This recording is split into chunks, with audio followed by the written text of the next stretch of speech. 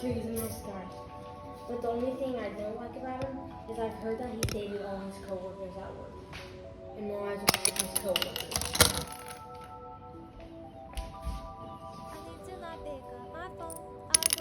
And they had a weird history. Find something to do. I know I can be a little bit cold. My third eye is going blind. I'm on a line, my body and mind is saying